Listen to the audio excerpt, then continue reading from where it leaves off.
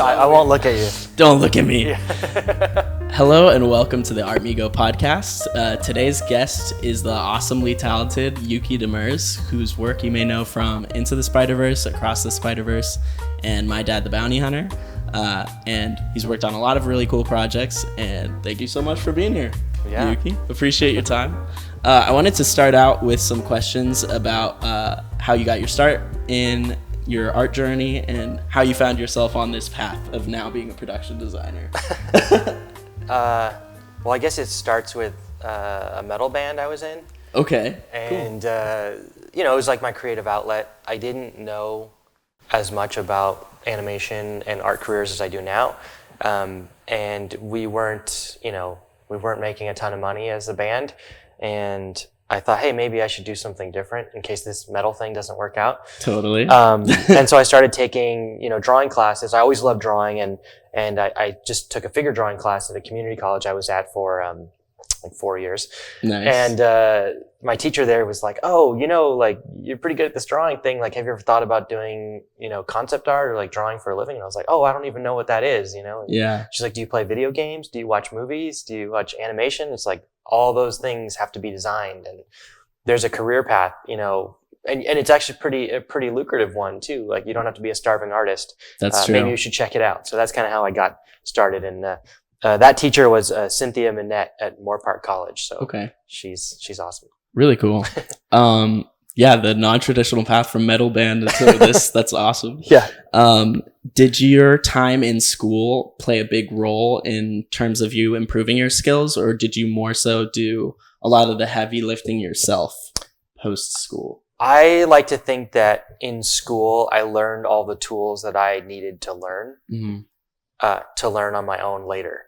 Yeah. Right. So I had a teacher at Art Center where I went in Pasadena who said, hey, you know what? Like, if you're frustrated about not, getting better or growing now, just wait until like the first year after you graduate. Yeah. And you're going to improve more than you can ever imagine. And he's like, you're going to improve more that first year after you graduate than the entire time you're here. And I was like, oh, that's kind of bullshit. Like, that's a bullshit answer. Like, aren't we supposed to improve here? But looking back now, I really understand. It's like, no, you need the tools. It's kind of like, I always use this metaphor that like professional artists are like professional athletes. Yeah. And in school, we learn how to work out, Right. And so that when we get out into, the pro teams, so to speak, that we know how to like stay in shape and get better and get stronger and do all these things that we need to do to better our art sides. Yeah. That's kind of like not the expectation that a lot of students have when they get into school. They think like, as soon as we get out, you're gonna get a job, and you're gonna have the portfolio after the 4 years or whatever. But speaking on that, I've gotten a lot of questions from people asking my thoughts about attending a university for studying animation and art, and particularly from people who are asking me questions about going to my alma mater. Yeah. So I've been conflicted about what to say to those people. Just because on one hand, I made like a lot of my closest friends at school and like had some awesome, like incredible experiences. But lately, with a lot of resources now being available online at much cheaper prices than university tuition, is going to college worth it in our industry? I think it depends on the person. Okay. For me, I don't think I could have done well in this current environment. Yeah. I was too scatterbrained. I wasn't focused. I didn't know what I needed to learn. So I think art school in a more traditional setting was kind of good for me because it focused me and said, oh no, I know you just want to learn how to like draw robots and like cool shit, but you're going to need to know, anatomy. You're going to need to know perspective drawing. You're going to need to know like how to render different materials. And you kind of always want to, it's like, I don't know if you play guitar or if anyone out there plays guitar. I do. But there's this meme, and it's that meme format with the person who's like skipping all the steps, right? Yeah. So in guitar, it's like, oh, like scales, chords, whatever. And then like the last thing is like sweep picking or sweep, Right. So it's like, that's the joke. But I think that also applies to art where it's like everyone wants to skip like, oh, like the fundamentals of like drawing and perspective and like how to draw an object in perspective and how to light something and all that stuff. And they just want to skip to like, how do I work on like Spider-Verse or how do I do like the cutting edge of this industry? And to me, it's like, that's a mistake. But that being said, like the online classes, if you know what you want and you know what you're lacking, and maybe you can get some advice from a teacher or advice from a professional about, hey, study a little bit more anatomy. Your anatomy's a little off, or study perspective, or, you know, I would suggest doing film studies. Like, you could kind of do it on your own as well. But you have to be a lot more, you know, motivated, self-motivated. Yeah. I think maybe like university kind of gives you that perspective. Like after having gone, you get, you know, familiar with where your weaknesses and strengths are after that. Yeah.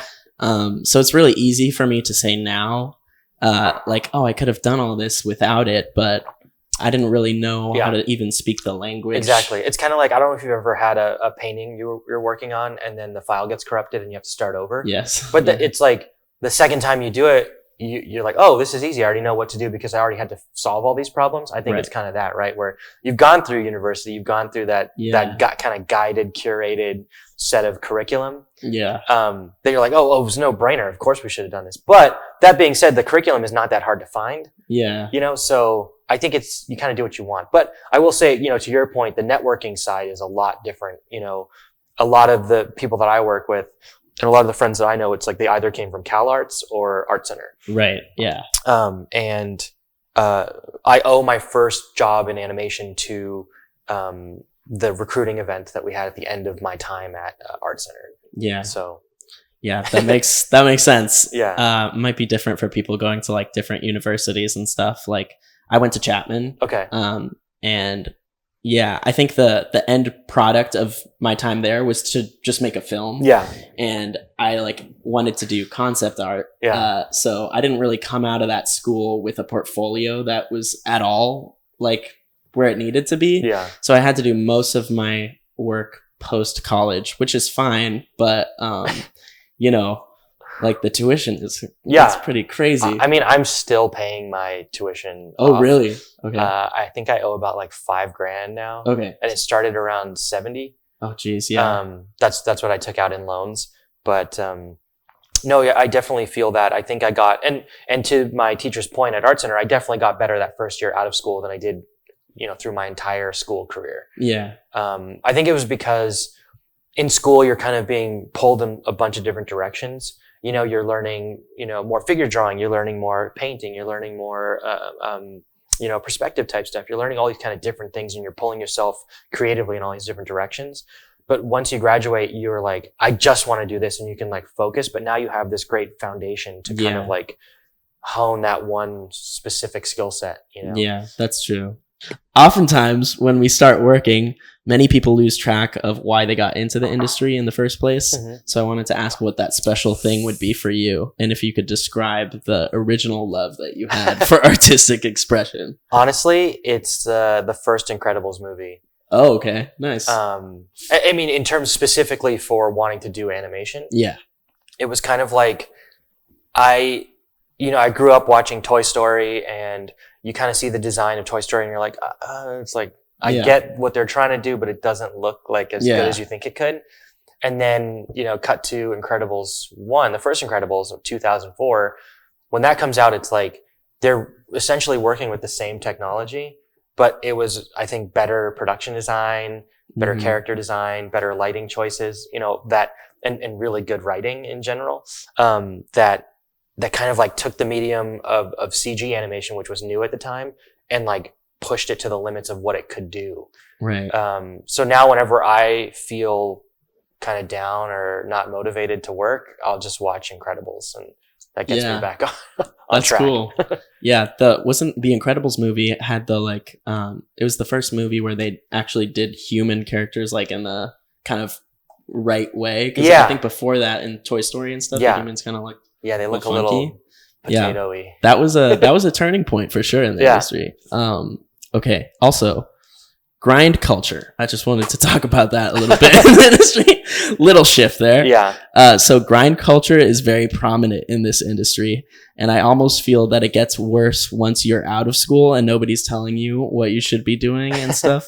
Because you know, we all have this little devil on our shoulder that's saying we should be working more and like honing our craft constantly. But I think there comes a line where this kind of thinking can sabotage our mental health. Yeah. So my question to you is how you have dealt with that throughout the years. I never burn myself out, or I try not to. Oh my gosh. I'm proud to say that throughout my entire, art school career, I never did an all-nighter. Oh, whoa. I think I lived kind of far away from school, so I had to commute. Mm-hmm. So I never had the excuse of like, oh, I'm just going to do it the night before. Like I always had to be prepared and be early. So I think that kind of helped with that. But I also, I think I've always valued my sleep and my rest. Important. So I definitely do believe in like working hard, but the more you can structure that grinding, the better, so if you're, my second job out of school, I would there was a Facebook group. This is going to make me seem old. But there was a Facebook group called 30-Minute Spit Paints, and it was 30-minute paintings that we would do every morning in this Facebook group that were based on a topic that they would post at the beginning of the day. And I had about an hour commute to work. So I would think about what I wanted to paint based off that topic for the entire hour. And I would try to paint it and compose it in my head before I got to my desk. Oh man. And then I would set a timer and I would do a 30-minute painting every morning. And I did this like 5 days a week for a year. Oh, wow. So you probably had some like crazy growth. Yeah. And it was strange where like at the beginning it was really hard and it was really difficult. And, I was still not super familiar with Photoshop. So it was like a way for me to kind of get through a lot of problems quickly. And I would say success rate on those paintings was like maybe 1 in 10. Yeah. But it did a lot for me. So like that was kind of like, that was like organized grinding, right? Where it's like, you can't expect to get better in like one day, but after a year of doing one painting every day, you're going to see some improvements. Yeah, for sure. I think, I'm scared of that a little bit myself because I think I still have a little bit of hesitation with like failing. Like I like know I have to fail forward, but I think I feel so compelled to post so much of what I'm working on. So I think that's kind of a toxic thing about the internet and social media.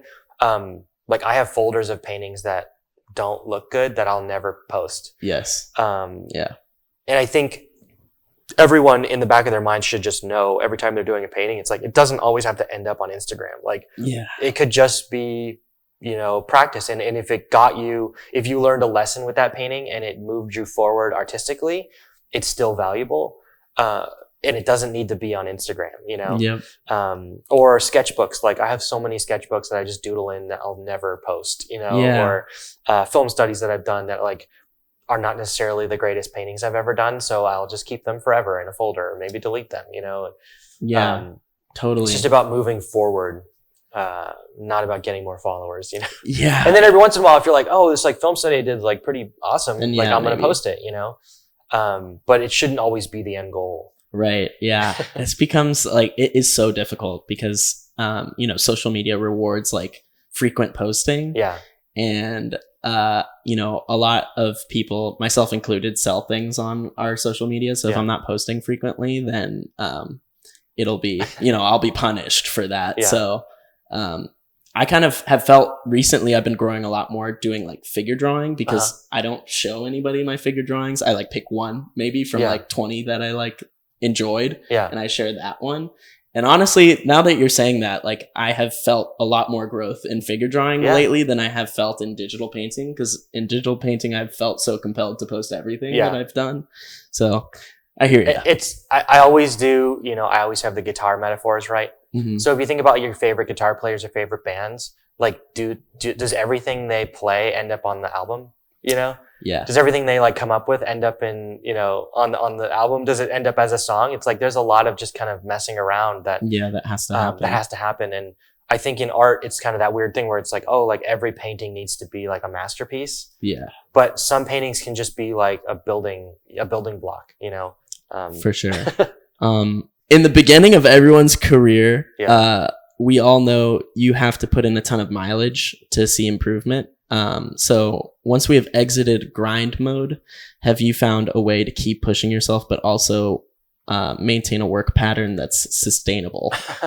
I think during COVID, that was super important. We were all at home working and living at our office essentially. Yeah. And it's really easy to blur the lines between work and home life. So I tried to be super disciplined about every day. I start at the same time. I go into my office, which is a garage with no windows. Oh man.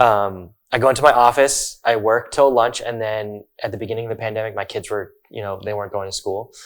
So it was like I get to have lunch every day at the same time with my kids, which was really awesome. Yeah. But yeah, keep that same schedule and try to stick to it, and always, know that it's like there's always tomorrow. Like you don't have to kill yourself today. Yeah.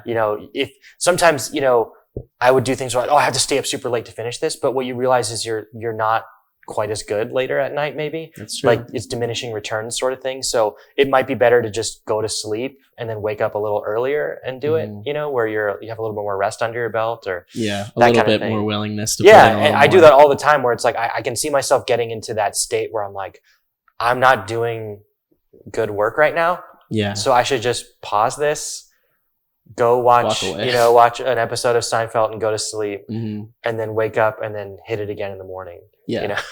No, totally.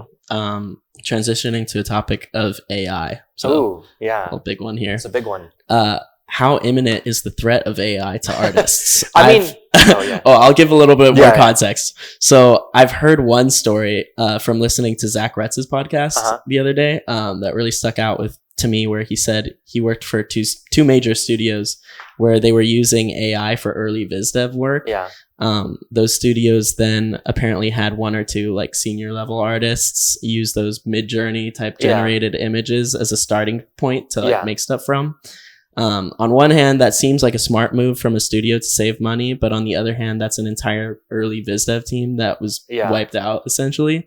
So my question to you is, do you think we need to accept that this is going to be a reality moving forward? And then I have a follow-up. Sure. I don't think so. I think we don't know the legality yet, the copyright and, infringement type stuff of AI.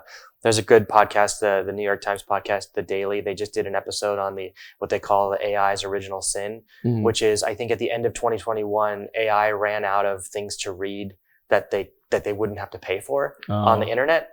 And they started to dive into things that, were a little bit more questionable. They also talked about, that's what they call the original sin, which is like, it's ingesting all this copyrighted material, which kind of throws into question the legality of all of it. Right? When, there's a guy on Twitter, I forgot his name, but we can figure it out later. And he does these fun experiments with Mid-Journey where he tells Mid-Journey or Stable Diffusion to give me a frame of the Avengers, running from just like the trailer, that was on YouTube or whatever, from like 3 minutes into the trailer or 2 minutes into the trailer. And the frame that it creates is like almost exactly the frame from the trailer. So he's kind of pointing out that it's like this stuff wasn't obtained legally. So I think some of those companies right now, it's kind of a gray area. So they're getting away with it, but there may be a time in the future where using AI at any stage can kind of jeopardize the monetary value of the thing you're working on. So I think that's probably where we're headed. Yeah.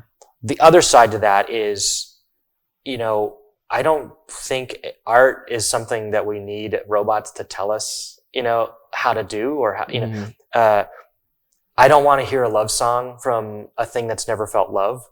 I don't want to see a painting of a sunset before the end of the world or something from a person that's never felt a sunset, or from a thing that's never felt a sunset. So yeah, I just don't think, I think right now they look at it as like a quick shortcut to save money. Right. Yeah. And maybe some studios are looking at it as a way to save a ton of money by getting rid of artists. But when you get rid of the artists, you're kind of getting rid of art. Yeah. And to me, I think it's kind of like they're going to kill their own product essentially. Yeah. And what's going to, if you game this out years from now, say all the studios move to just using one artist and, AI to create all the designs and whatever. What are all the out of work designers and artists going to be doing? They're going to be designing and making things. They're going to be making movies with their friends. If they have to work odd jobs to pay the rent, but then make the films on the side, it's I think ultimately they'll win out, because art is not you have like throughout history, we've had technology take over, sort of jobs and put people out of work. Like the elevator was a big one. The automatic elevator, I should say, was a big one where there used to be elevator operators. And then someone invented an automatic elevator where you just push buttons and then it goes on its own. And it's like, oh my God, what are we going to do? That sort of thing kind of makes sense to automate in a weird way where it's like, oh, this like menial, repeatable task. Yeah. We can get a robot to do that, or we can get a machine to do that.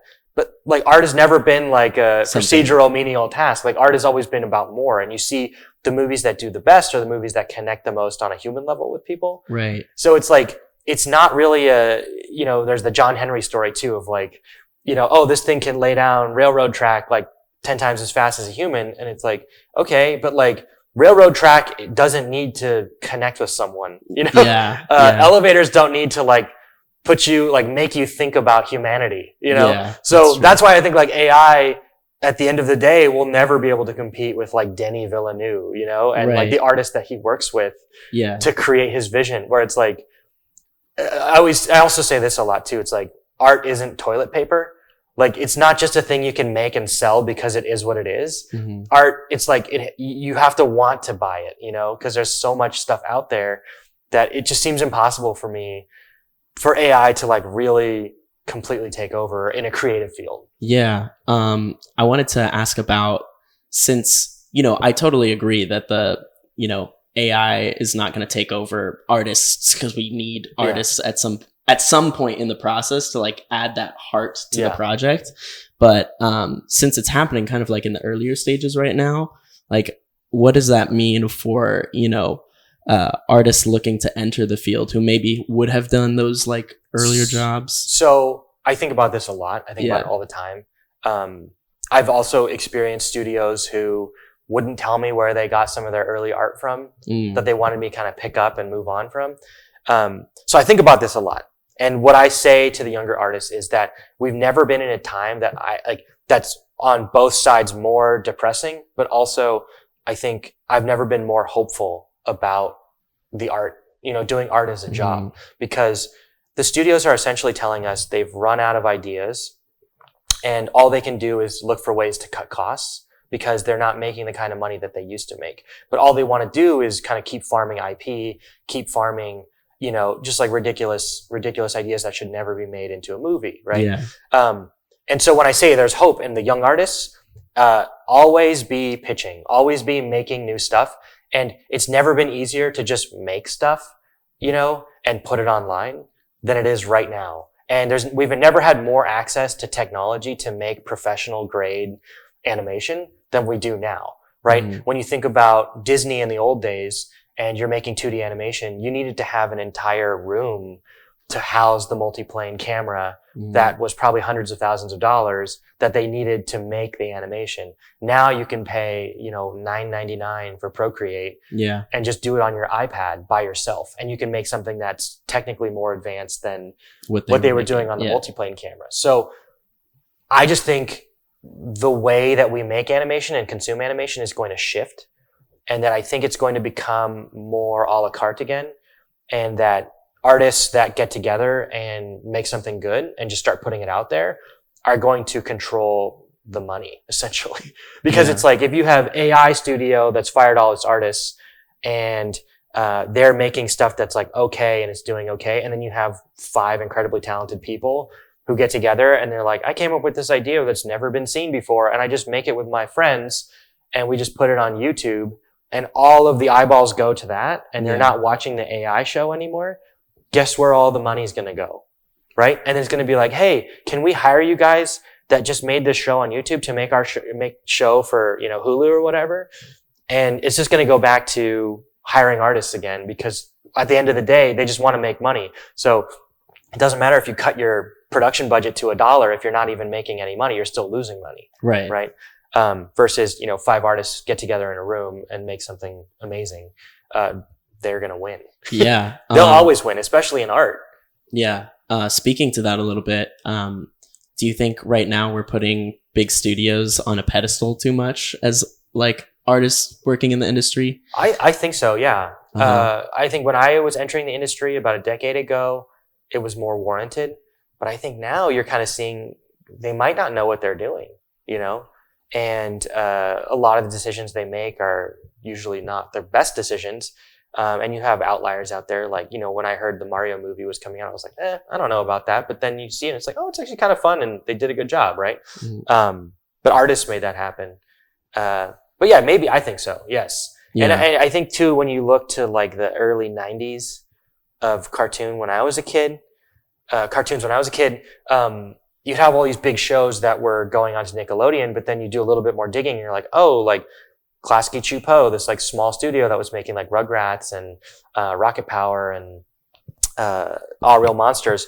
They're a small studio in Hollywood, and they were just making a show and then selling it to this bigger thing. Right. So I think the future is in smaller collectives or groups of studios of artists who make this thing that the bigger studios can't make anymore. So there's this idea in business that you see play out, and you're seeing it play out everywhere in every business, that once you get to a certain size, you're almost too big to innovate, right? So with Google, we see they're kind of at that place. They're too big to innovate. So what do? They buy YouTube. They buy, I think they bought Waze to integrate that technology into Google, the Google Maps or whatever. So there's this idea, right? They're too big to innovate. And I think the studios are getting to that point where they're too big to innovate because they're too big to take risks. So they just keep going with the safe thing. But smaller collectives, smaller groups of artists are not too big to take risks and innovate. So those who innovate will get the shows and drive the industry. Right. And, that's where I think we're at now. Well, that's a good optimistic point of view. I hope that's the case. In my last interview I posted here, there was a comment that got a ton of likes stating that they felt helpless since there were so many external issues beyond their control that are preventing people from getting work, in addition to the field already being very competitive. Yeah. Obviously we all need to be, brutally honest with ourselves about the level of work we're able to achieve. So let's assume we have a portfolio that is really solid, and you're still not hearing anything back in regards to like getting jobs. Yeah. What advice would you give to someone in this position who feels they have little to no control over their circumstances? I would say networking. Yeah. And just keep working on getting better. For me, my portfolio that I got, like the first job that I really wanted with, was 100% different than the portfolio I left school with. So I think a lot of times people graduate and they're like, oh, this portfolio is pretty good, but you should never be afraid to like throw away old work and then keep going and keep improving, right? So when I can see in a person's portfolio kind of like a trajectory of their skill level from like, oh, this is like their worst piece, and then I can see they keep getting better, my advice to them usually is get rid of anything that's worse than your best piece, and now start building from that best piece, and then your portfolio is going to be like, your best piece in your current portfolio could be the floor of your next portfolio, essentially. Oh man, yeah. That's crazy. And my cheeky answer to that question is usually only put good work in there. Yeah. And when you can see like, oh, this is my worst painting, like I could do a better job now. Do it, Yeah. And usually that will help. But networking is huge too.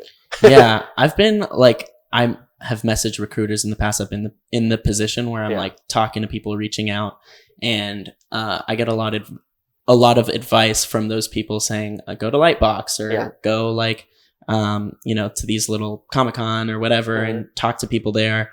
I've gone to those things, and it's a little difficult, like trying to talk to people and like actually network there. Yeah. And yeah, I kind of touched on this a little bit in the last podcast, but, reaching out to people online, if you're not in person, like how do you, it just seems networking is just it seems daunting. Yes. And I think some people get like, they might be networking with the wrong people, right? So I think everyone at Lightbox is trying to meet with like, oh, the guys who worked on Spider-Verse or like the Mutant Mayhem artists. But like they're kind of forgetting a super important layer of networking, which is peers. Yeah. Right. And if you can go with your friends or make new friends or find people that are also trying to get into the industry, you can help each other out. Right. So if you're like, oh, I just met, this awesome artist that's like kind of similar to me and they like my work and I like their work. And a year down the line, they get hired at a small studio that's making something that's kind of like your work because it's kind of like their work. They can say, oh, you know what? I can hire Alex. Yeah. Or I can tell them to hire Alex or suggest Alex, right? That's a level, like a layer of networking that I think people forget, where it's like everyone's trying to talk to the Sony person right now. Right. But how about talking to each other? Right. So that's fair. I mean, yeah, that seems to be the consensus, I think. And I've definitely been guilty of overlooking that as well. Let's see. Oh, so kind of related. To what extent does knowing the right people within the industry impact finding a gig? I mean, it's pretty important. Yeah. And that's where your network comes in. Yeah. My network is pretty deep at this point, where if something happens somewhere, I'm probably going to hear about it, even if I don't work there. Yeah. And when you're looking for work, you can kind of tap into the network and you say, hey, does anybody know any jobs? And someone at a studio might say like, hey, there's this one that's kind of getting through development, might be through development soon, and they might start hiring. And it's like, you can have an inside track on that job because you just heard before they even posted that they're going to be hiring artists, you know? Yeah. So that sort of thing is super useful. And again, it kind of goes with my network now. A lot of it is people that I went to school with, people that I worked with at my first couple jobs, that I've kept in touch with, and we're still friends, and we can kind of all talk about what's going on wherever we're at, you know? Yeah. And, that's super important. So like I said, it's that network of peers. It doesn't always have to be, you know, your favorite production designer or your favorite artist. Like sometimes it's like, you never know, the person you meet waiting in line to meet your idol could be your biggest help later in your career. Yeah, totally. So like speaking on where people are getting hired a little bit, I think the sentiment with most people looking for work is that not much really comes from applying in positions on like online portals and stuff. Yeah. Do you think that sentiment has some truth to it? And are most artists being hired through social media platforms or words of recommendation? Where do you think jobs are mostly coming from? Probably that. Yeah. Okay. I have never once in my career applied to a job on like an online job portal. Yeah. And I've of course had jobs, you know. Right. It always comes through word of mouth, through the network, right? Or hey, you know, you just posted, I'm just going to use a fake example, like you just posted a bunch of banana character paintings. Right. And it's like on your Instagram and they got a lot of likes and people are liking them. And guess what? We're doing a whole movie about bananas, you know? And it's like, want to work on it? It's like, better do some banana paintings. And recruiters, and researchers that are working with the recruiters, like they're always on Instagram. They're always on social media, finding new artists and finding up and coming talent. So yeah. Yeah. That's fair. I think, yeah. And it's always better if they come to you asking if you want to work on something than you right. coming to them through some, you know, job, you know, black hole online. Right. So it kind of gets into a weird cycle again where, you know, so there's an importance to growing your social media. Yeah. But also you can't let that dictate your, you know, you're posting all the time for social media, all of your work on social media, because you need to have some stuff that is just for you. Yeah, I agree. So it's a double-edged sword, right? It's like and it's kind of the same thing, I would say about portfolio, because Instagram, social media is kind of like a portfolio, online portfolio now. I'm even guilty of like posting stuff there that I don't even put on my website. Yeah, I do that all the time. So you always have to put your best foot forward. Yeah. So with that in mind, if you do 5 paintings and only 3 of them are what you think is your highest level, don't post the other 2, you know? Yeah. So just quantity. Yeah. There you go. So starting to wrap things up, is there anything that excites you about the potential future of the industry right now? I think it's that hope that I find in kind of the state of things. It is sad and scary because, a lot of studios have slowed down a lot. Mm-hmm. They kind of put themselves into a situation where they're making content for a not so profitable, you know, way of making money. When you look back at like, you know, TV and how they made money with TV was all through advertisement and ratings. Yeah. And it made sense because it was like, oh, like if your show has the most amount of viewers, the ad space on that show is going to cost a lot of money, which is going to make the studio a lot of money, which means, you know, that's how it works. But now with streaming, it's a little bit harder to gauge that. And so we saw a lot of these streamers putting a lot more money into content that they shouldn't have. And now they're kind of all pulling back and scaling back production to maybe like 50% of what it used to be, maybe even less. But what I see on the flip side of that is that there's a lot of untapped potential that they're kind of ignoring because they just don't want to make anything, because they don't want to take any more risk. So there are a lot of great ideas that have, are not being explored, and maybe they're too afraid to explore because it's not IP driven. Yeah. That, any artist could pick up and just take on their own and, work nights with their friends and make a short, or, make a YouTube series, or do like little Instagram shorts or stories. And if they get laughs and they get views, it's like, guess what? The money's coming to you next, you know, because the money goes to what people want to watch. Yeah. So I'm super optimistic in that sense. And I think that the studios are kind of giving us that opportunity right now, and we've maybe all become a little too reliant on them to feed us, like the Emoji Movie jobs and that kind of thing. There's an article that I wanted to bring up. It's in Harper Magazine, and it's by a guy named, what's his name? Daniel Besner.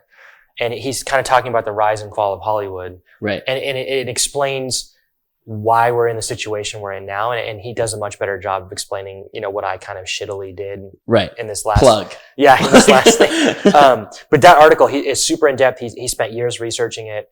But it'll give you hope, because I think when something is scary, the less you understand it, the more scary it is. But if you understand why we're in this situation and how we got here, it can shed a light into, that was actually this problem that got us here.